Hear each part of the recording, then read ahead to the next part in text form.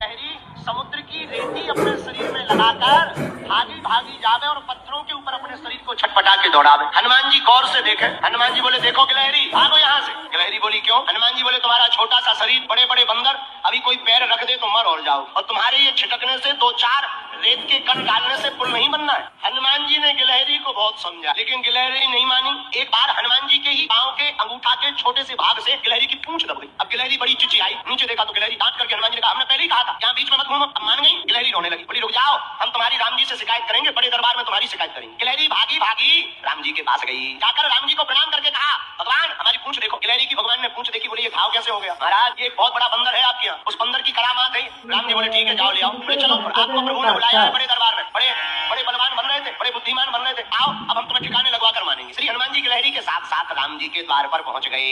राम जी को प्रणाम किया, पर हनुमान जी ने गिलहरी से पूछा एक बात बताओ, तुम्हारे रेत के कण डालने से समुद्र का पुल बनना नहीं है, फिर भी तुम इतनी परेशान क्यों हो रही? राम जी बोले बात तो सही है, बताओ गिलहरी। गिलहरी हाथ दोनों जोड़कर बोली राम जी हमें पता है कि हमारे कारण से पुल नहीं बनना है, लेकिन इन बंदरों ने आपकी इस सेना ने बड़े बड़े पत्थर ला करके पुल बना दिया। राम जी बड़े बड़े पत्थर लगे हैं, आपके चरण बड़े कोमल हैं, पत्थर है उबड़ खाबड़, रखोगे कहीं चोट लग जाए, आपके चरणों से खून बहने लगे, तो ये बनते तो बड़े बुद्धिमान है तुम्हारे हनुमान जी, पर इन्हें ज्ञान है एक रत्ती का। हम छोटे जरूर है पर हमें ज्ञान ठीक ठाक। राम जी बोले क्या ज्ञान है? बोले ये तुम्हारे बड़े बड़े बंदर बड़ी बड़ी सिलाएं लगा रहे हैं, पर आपके चरण बड़े कोमल है, आप चलोगे तो कहीं पत्थर लग जाएगा, तो हम रेती जाकर के रेती उन पत्थरों की दरार में भरते हैं ताकि आपके चरणों में कोई चोट न लग जाए। हनुमान जी को सुनकर आंखों से आंसू आ गए। अरे धन्य हो गिलहरी, आप धन्य हो, आपका भाव धन्य है। राम जी ने गिलहरी को अपनी हाथ में लिया, पूंछ के ऊपर हाथ रखा तो जो उसका दुख था, करुणावान करुणा निधान श्री रघुनाथ जी के हाथ रखते ही उस पूंछ का घाव ठीक हो गया और गिलहरी प्रसन्न हो गई। राम जी अपनी 3 अंगुलियां गिलहरी के ऊपर फिराए। जब राम जी ने अपनी 3 अंगुलियां गिलहरी के ऊपर फिराई, वही 3 अंगुल के निशान आज भी गिलहरी के ऊपर है।